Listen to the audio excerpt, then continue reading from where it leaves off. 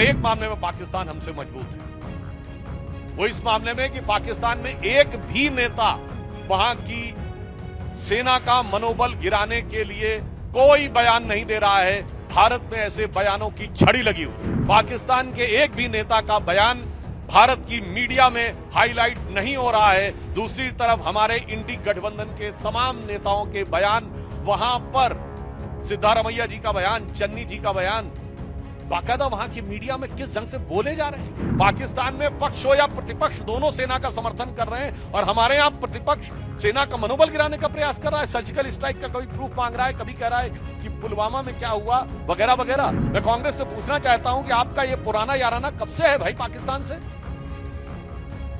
क्या आपको मुशर्रफ का बयान सही लगता है? पाकिस्तान की आर्मी के चीफ के गले मिलते हैं आप, भारत के आर्मी चीफ के बारे में आपत्तिजनक बातें करते हैं। हाँ, मैं कांग्रेस पार्टी को याद दिलाने देता हूं, 26/11 के हमले के बाद वायुसेना कार्रवाई के लिए तैयार थी, और उस समय वायुसेना अध्यक्ष फौली होमी मेजर साहब ने 2016 में अपने संस्मरण में लिखा है कि मनमोहन सिंह सरकार ने अनुमति नहीं दी।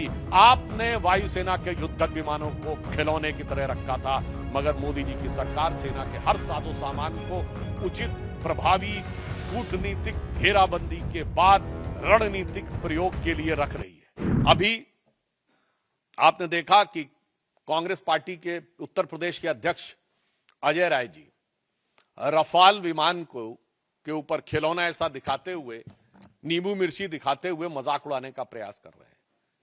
मैं देश की जनता से कहना चाहता हूं कि कितने दुख की बात है कि मात्र एक दिन पहले इसी ईस्टर्न यूपी में गंगा एक्सप्रेस वे के ऊपर रफाल ने लैंडिंग की और उड़ान भरी। यानी यह सीधा संदेश था पाकिस्तान और हमारे देश के दुश्मनों को, और उसी क्षेत्र में, उसी गंगा के किनारे बैठकर कांग्रेस पार्टी का प्रदेश अध्यक्ष उसी रफाल विमान का मजाक उड़ा रहा है। इससे साफ हो जाता है कि कांग्रेस की मानसिकता क्या है। और यह भी मैं कहना चाहता हूं, हां सच है कि भारत के तमाम क्षेत्रों में एक मान्यता है कि नींबू मिर्ची बुरी नजर से बचाती है, परंतु आज भारत की सेना को पाकिस्तान की बुरी नजर से बचने की जरूरत नहीं है, क्योंकि पाकिस्तान की सेना भारत की सेना को डरी नजर से देख रही है, और ये इंडी गठबंधन और कांग्रेस वाले बुरी नजर से देख रहे हैं। तो आज वास्तविकता में ईमानदारी से कहें तो भारत की सेना को हमारे इन विपक्षी दलों के, कांग्रेस और इंडी गठबंधन के दलों की बुरी नजर से बचने की जरूरत महसूस हो रही है। जहां उस रफेल की गर्जना से पाकिस्तान थर्राया हुआ और डरा हुआ महसूस करता है, वहीं ये लोग उसका मजाक उड़ाने का प्रयास करके सेना का मनोबल गिराने का प्रयास करते हैं। और मैं कांग्रेस पार्टी से कहना चाहता हूं, बिल्कुल यह सच है कि जब रफाल आया था तो हमारे रक्षा मंत्री राजनाथ सिंह जी ने फ्रांस में जाकर उसके ऊपर स्वास्तिक बनाया था। शायद इनको पता नहीं है, भारत की सेना में बाकायदा धार्मिक शिक्षक नियुक्त होते हैं। जब सैनिक युद्ध करने के लिए जाते हैं तो उनकी धार्मिक भावनाओं के अनुरूप जो वह परंपरा चाहें, जो वो रिचुअल चाहें, और उन धार्मिक भावनाओं के अनुरूप उनकी पूरी व्यवस्था की जाती है। मैं कांग्रेस पार्टी से पूछना चाहता हूं, इसमें किस बात का मजाक उड़ा रहे हैं? हिंदू धार्मिक आस्थाओं का मजाक उड़ा रहे हैं कि चूंकि रफेल के ऊपर स्वास्तिक बनाया गया था। उधर पाकिस्तान की सेना कलमा पढ़ने की बात करती है, और ये लोग हिंदू धार्मिक भावनाओं का मजाक उड़ाते हैं। इन्हें पता होना चाहिए कि भारत की सेना की जो तमाम रेजिमेंटें हैं, उनके युद्ध उद्घोषी पूर्ण रूप से धार्मिक भावना के ऊपर आधारित है। गलवान में जो हमारे सैनिक बलिदान हुए थे, बिहार रेजिमेंट का युद्ध उद्घोष है बजरंग बली की जय। गोरखा रेजिमेंट का युद्ध उद्घोष है आयोरी गोरखाली जय महाकाली। राजपूत रेजिमेंट का युद्ध उद्घोष है राजा रामचंद्र की जय। मैं पूछना चाहता हूं, आज मैं फिर यह बात गंभीरता से कह रहा हूं, आप सब ने फिफ्थ कॉलमनिस्ट वर्ड सुना होगा। 1936 से 39 के बीच में जो स्पेनिश सिविल वॉर हुई थी, तो स्पेन में यह माना जा रहा था कि चार तरफ से दुश्मन की सेनाएं आगे बढ़ रही थी, परंतु उसमें फ्रेज यूज किया था, उन्होंने कहा था 4 columns are approaching from all the four sides, but there is a fifth column which is supporting those who are working against the interest of Spain at the time. आज Congress party और इंडी गठबंधन fifth columnist की तरह हो गया है कि अगर दुश्मन की सेनाएं बाहर से घात लगाकर बैठी हैं तो ये इसी प्रकार से उनका मनोबल बढ़ाने का काम कर रहे हैं। और ये बात मैं ऐसे ही नहीं कह रहा हूं, आप सब मीडिया से जुड़े हुए हैं। मैं आपसे पूछना चाहता हूं कि आपने पाकिस्तान के कितने नेताओं के बयान भारत की मीडिया में देखे हैं जो भारत के पक्ष में कोट किए जा रहे हो? एक भी नहीं। बिल्कुल मैं मानता हूं कि भारत की सेना पाकिस्तान की सेना से बहुत शक्तिशाली है। भारत की सरकार प्रधानमंत्री श्री नरेंद्र मोदी जी के नेतृत्व में दृढ़ निश्चय और संकल्प के साथ कटिबद्ध है, मगर एक मामले में पाकिस्तान हमसे मजबूत है। वो इस मामले में कि पाकिस्तान में एक भी नेता वहां की सेना का मनोबल गिराने के लिए कोई बयान नहीं दे रहा है। भारत में ऐसे बयानों की झड़ी लगी हुई है। पाकिस्तान के एक भी नेता का बयान भारत की मीडिया में हाईलाइट नहीं हो रहा है। दूसरी तरफ हमारे इंडी गठबंधन के तमाम नेताओं के बयान, वहां पर सिद्धारमैया जी का बयान, चन्नी जी का बयान, बाकायदा वहां की मीडिया में किस ढंग से बोले जा रहे हैं। वहां के राजनीतिक विश्लेषक वहां की टीवी डिबेटों में बैठकर भारत के राजनीतिक दलों का नाम लेकर, नेताओं का नाम लेकर यह शब्द प्रयोग कर रहे हैं कि सब लोग हिंदुस्तान में मोदी के साथ नहीं हैं। यहां तक शब्द प्रयोग किए गए, इसके वीडियो अवेलेबल हैं, राजनीतिक दलों का नाम लेकर कि ये लोग हमारे साथ हैं। और मैं विपक्ष दलों को भी बताना चाहता हूं कि विपक्ष में आचरण कैसे किया जाता है, यह उन्हें ध्यान रखना चाहिए। 2010 या 11 या 12 की बात है जब पाकिस्तान के तत्कालीन प्रधानमंत्री नवाज शरीफ ने हमारे तत्कालीन प्रधानमंत्री स्वर्गीय मनमोहन सिंह जी के लिए आपत्तिजनक शब्दों का प्रयोग किया था। देहाती औरत और जाने किस किस संदर्भ में बोला था। उस समय हमारे वर्तमान प्रधानमंत्री और उस समय गुजरात के मुख्यमंत्री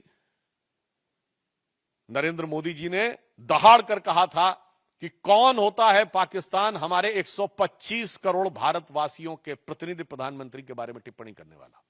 दूसरा मैं उदाहरण बताना चाहता हूं। 1995 में जिनेवा में पाकिस्तान संयुक्त राष्ट्र संघ में भारत के विरुद्ध प्रस्ताव ला रहा था और उस समय हमारे नेता प्रतिपक्ष अटल बिहारी वाजपेयी जी भारत के प्रतिनिधिमंडल का नेतृत्व करते हुए उस समय कांग्रेस की नरसिम्हा राव सरकार का समर्थन करते हुए वहां गए थे और उन्होंने पूरा क्रेडिट भी उस सरकार को दिया था। और ये मैं ऑन रिकॉर्ड कह रहा हूं, जाके कोई चेक कर सकता है। उस समय पाकिस्तान की प्रधानमंत्री बेनजीर भुट्टो थी और उन्होंने कहा था, देखो ये कैसा देश है जहां का मुख्य विपक्षी दल का नेता प्रतिपक्ष सरकार का समर्थन करता है और एक हमारा देश है। यानी उस समय पाकिस्तान के लिए उन्होंने कहा था जो लोग सरकार का विरोध करते हो। और आज देखिए वही स्थिति हो गई।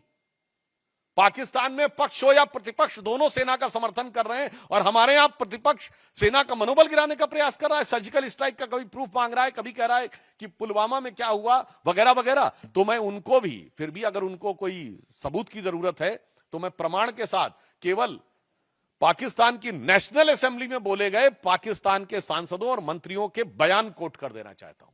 इमरान खान ने नेशनल असेंबली ऑफ पाकिस्तान में एज प्राइम मिनिस्टर कहा कि बालाकोट में जो इन्होंने किया था उससे ज्यादा खौफनाक कुछ करने की सोच रहे हैं। 4 साल पुरानी बात। फवाद चौधरी पाकिस्तान के मंत्री थे और उनका फ्लोर ऑफ द हाउस पर नेशनल असेंबली में दिया गया बयान है कि हमने पुलवामा तक घुस के मारा था। मुझे लगता है इसके बाद भी भारत के किसी दल को सबूत चाहिए तो उन्हें चुल्लू भर पानी में डूब मरना चाहिए, क्योंकि फ्लोर ऑफ द हाउस पे मंत्री का दिया गया बयान सरकार का आधिकारिक बयान होता है। और इसके बाद पाकिस्तान के एमपी ने उस समय के फॉरेन मिनिस्टर शाह महमूद कुरैशी साहब को कोट करते हुए कहा कि मैं बैठा हुआ था, शाह महमूद कुरैशी साहब यानी उस समय के फॉरेन मिनिस्टर बैठे थे, आर्मी चीफ आए और आर्मी चीफ के पांव कांप रहे थे। यह फ्लोर ऑफ द हाउस पे दिया गया बयान है। आर्मी चीफ के पांव कांप रहे थे। उन्होंने कहा खुदा का वास्ता है अभिनंदन को वापस कर दो वरना शाम तक इंडिया अटैक कर देगा। यह सदन के पटल पर इमरान खान का एज प्राइम मिनिस्टर दिया गया स्टेटमेंट है कि पिछले 73 सालों में, उस समय 73 साल हुए थे, ऐसी गवर्नमेंट नहीं आई जिसने पाकिस्तान के लिए इतनी मुसीबत क्रिएट की हो जितनी ये मोदी की सरकार आई है। जब सिद्धू गए थे तो उस समय रैली में बोला था इमरान खान ने एज प्राइम मिनिस्टर की जब तक आप लोगों की सरकार नहीं आएगी तब तक हालात नहीं सुधरेंगे। और यहां के मंत्री, पूर्व मंत्री रहे मणिशंकर अय्यर जी ने कहा था मोदी को हटाने के लिए आपकी सहायता की जरूरत है। और मैं एक और फैक्ट बोल देना चाहता हूं, सैफुद्दीन सोज साहब कांग्रेस पार्टी के अध्यक्ष रहे हैं जम्मू कश्मीर के। उन्होंने अपनी एक किताब लिखी है जम्मू कश्मीर के बारे में, जिसमें उन्होंने मुशर्रफ के स्टेटमेंट को कोट करते हुए कहा है कि यदि मुशर्रफ ने यह कहा था कि कश्मीर को भारत से अलग हो जाना चाहिए तो आज की डेट में वो सही प्रतीत होता है। मैं कांग्रेस से पूछना चाहता हूं कि आपका यह पुराना याराना कब से है भाई पाकिस्तान से? क्या आपको मुशर्रफ का बयान सही लगता है? पाकिस्तान की आर्मी के चीफ के गले मिलते हैं आप, भारत के आर्मी चीफ के बारे में आपत्तिजनक बातें करते हैं। इसलिए मैं स्पष्ट रूप से देश की जनता को संबोधित करते हुए कहना चाहूंगा कि देश के अंदर और बाहर सरकार और सेना पूरी दृढ़ता के साथ, कूटनीतिक दक्षता के साथ जहां संकल्पित होकर खड़ी है। इस समय भी रक्षा मंत्री जी की जापान के रक्षा मंत्री से वार्ता चल रही है, तो दूसरी तरफ विपक्ष के द्वारा जिस प्रकार का घटनाक्रम किया जा रहा है, यह अपने आप में बहुत दुखद है, निंदनीय है, भर्त्सना योग्य है।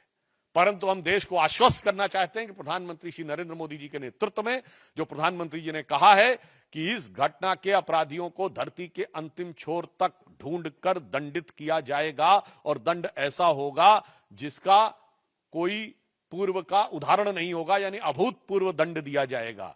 और ये वो लोग हैं जिन्होंने जीती हुई बाजी, जंग के मैदान पे जीती हुई सेना को कूटनीति के टेबल पर हारने पे मजबूर किया है। मैं कांग्रेस को याद दिलाना चाहता हूं, आप कहते हो कि हमारा वायुसेना का जो जहाज है वो खिलौने की तरह है।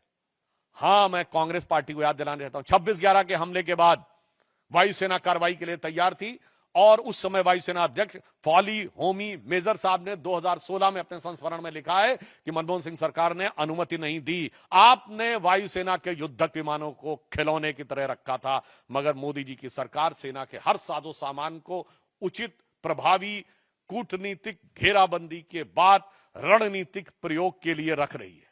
आपकी सरकार वो थी कि हमारी फौज जीतती थी और सरकार सब कुछ हार के चली आती थी, क्योंकि आप को एक मर्ज था कि हमें सुलह की शक्ल संवारनी है, भले ही वो भारत की सेना के जवानों के खून से क्यों ना संवारनी पड़े। तो एक पंक्ति में याद दिलाना चाहता हूं, जो उनकी विदेश नीति थी वो क्या थी कि चीन छीन देश का गुलाब ले गया। ये नेहरू जी के लिए कहा गया। चीन की विदेश नीति असफल हुई थी ना, गुलाब पहनते थे वो, गुलाब लगाते थे।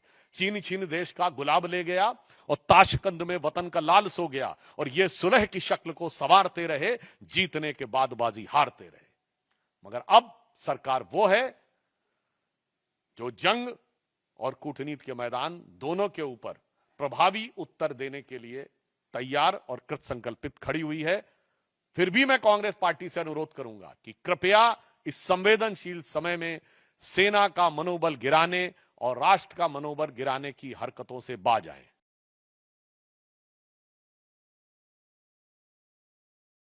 अगर आप ये वीडियो YouTube पर देख रहे हैं तो हमारे चैनल को सब्सक्राइब कर बेल आइकन दबाएं, और Facebook पर देख रहे हैं तो हमारे पेज को लाइक करें। 8 मिलियन प्लस सब्सक्राइबर, आपके इस भरोसे के लिए बहुत धन्यवाद।